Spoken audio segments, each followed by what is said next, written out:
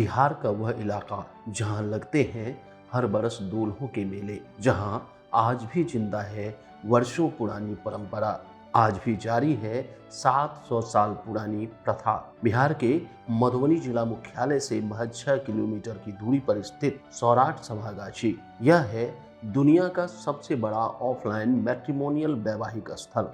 इस मैट्रिमोनियल स्थल की सबसे बड़ी खासियत है कि यहाँ विवाह के साथ साथ शादी का पंजीयन भी किया जाता है। जिस पंजीयन व्यवस्था को अब सरकार ने अनिवार्य कर दिया है, वह व्यवस्था यहाँ सालों से बदस्तूर है। पहले शादी तय हो जाती है, फिर वर वधू पक्ष के लिए पंजीकार द्वारा पंजीयन किया जाता है। पंजी व्यवस्था साके संबत 1232 सन 1310 ईस्वी हुआ। उससे पहले समूल गाँव में सभा होती थी।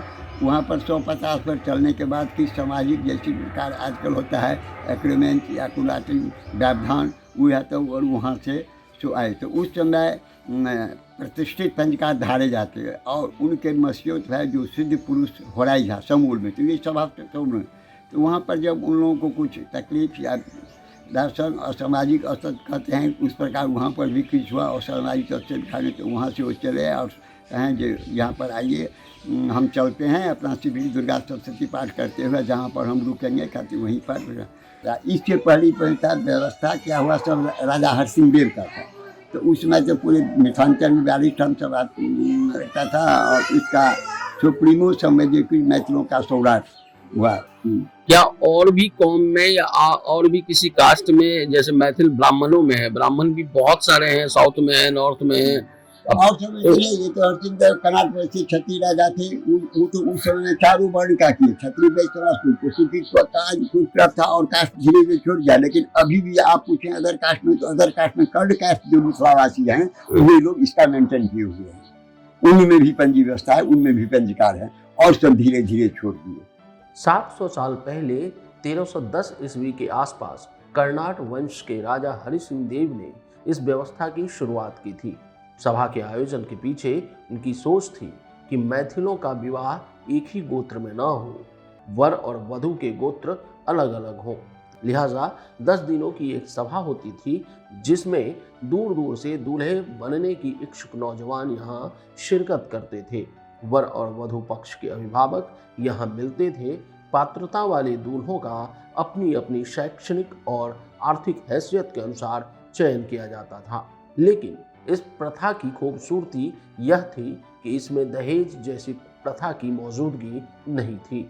ऐसे में पात्रता का चयन करते समय वर वधू दोनों ही पक्षों को निर्णय लेने में सहूलियत होती थी। दूल्हे की पात्रता की जांच शास्त्रार्थ से हुआ करती थी। कई बार विद्वानों के बीच हुए इस तरह के शास्त्रार्थ से दूल्हे का शास्त्रार्थ में भाग लेने वालों की उपाधियां भी तय होती थी। मगर अंग्रेजी हुकूमत की नई शिक्षा नीति ने इस तरह की उपाधियों के दिए जाने पर रोक लगा दी और इस तरह इस सभा स्थली की कई विशेषताओं में से एक खासियत हमेशा के लिए खत्म हो गई। समय के साथ शिक्षा और विवाह की पात्रता के मिली जुली व्यवस्था वाली इस जगह की ख्याति और पहचान धीरे धीरे विवाह स्थली के रूप में रह गई। शायद ये यूनिवर्सिटी का कंसेप्ट लेके चली थी। यहाँ पर क्या होता था कि महाराज आते थे, क्या कहते हैं, राजगुरु हुआ करते थे, रहा करते थे और जितने भी गुरुकुल से स्टूडेंट हुआ करते थे वो इकट्ठा हुआ करते थे यहाँ पर। जबकि उनका ग्रेजुएशन यानी कि आचार्य कंप्लीट हो जाता था, उसके बाद यहाँ आने के बाद उनके बीच में उनके पर्टिकुलर जिस सब्जेक्ट में वो कर रहे हैं उस सब्जेक्ट के दूसरे स्टूडेंट के साथ उनका शास्त्रार्थ होता था और राजगुरु फैसला करते थे और राजा उपाधि दिया करते थे। यानी कि जो आज यूनिवर्सिटी कंसेप्ट यूनिवर्सिटी कर रही है, सेम वही चीज उस समय हुआ करती थी। कर्नाट वंश के अंतिम राजा थे राजा हरि सिंह देव, जो अंतिम राजा ही कहलाए उस समय में।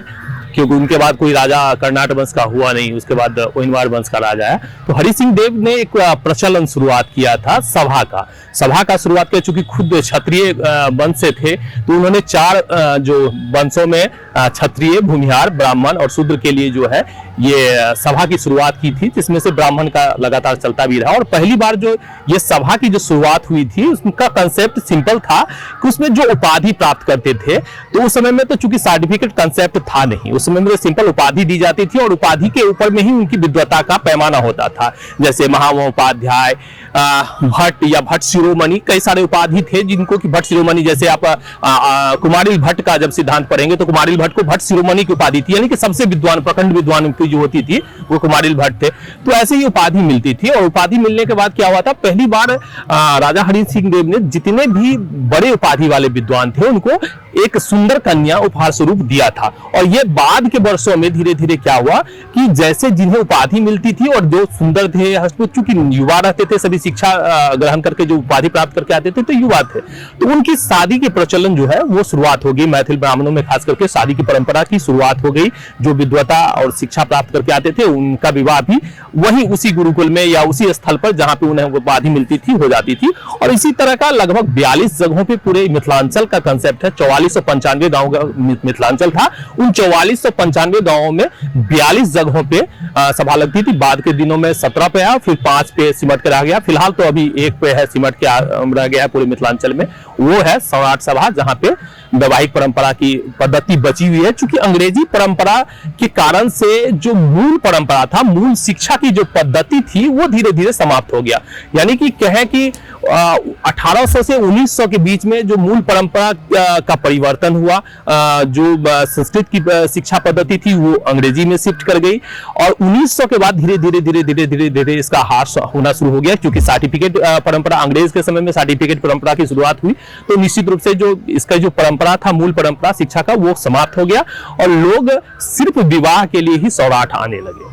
अभी भी इच्छा सब करते हैं जो वहाँ सौराठ सभा चले, लेकिन जागरूकता इसमें किसी को नहीं है। वो कहावत है जो बिलाट के घर में घंटी कौन बनेगा, जैसे नेहरू बड़ा तो कहा हु आफ्टर नेहरू, तो इस दुआर है कहते वही हु आफ्टर ललित बाबू। एक ये सौराठ सभा एक विकास पुरुष को खोज रहा है। तो समय यदि होगा और सब जनता आवे तो 10 दिन में 50,000 10,000 कार्य यहाँ पर हो जाता था समुदाय, कोई बिना खर्चा वर्चा के नहीं।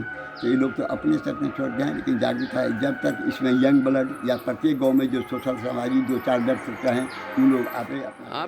कहा जाता है कि एक समय यह परंपरा इतनी फली फूली कि इस तरह के आयोजन 42 जगहों पर होने लगी थी, लेकिन हालात और शासन के बदल जाने से यह आयोजन सिर्फ सौराठ तक सिमट कर रह गया। सौराठ में अब भी प्रत्येक वर्ष जून जुलाई के महीने में सभा का आयोजन किया जाता है। इस सभा स्थली में आज भी मधुबनी, दरभंगा के साथ साथ मुजफ्फरपुर, सीतामढ़ी और यूपी से दूल्हे बनने के इच्छुक नौजवान का जमावड़ा लगता है। दिलचस्प है कि सौराठ सभा का आज तक कोई आयोजक नहीं हुआ। बिना आयोजक और बिना प्रायोजक के लगभग 700 वर्षों से बिना रुके ये सभा चलती रही है। सौराठ सभा अब भी मिथिलांचल का धरोहर बनी हुई है।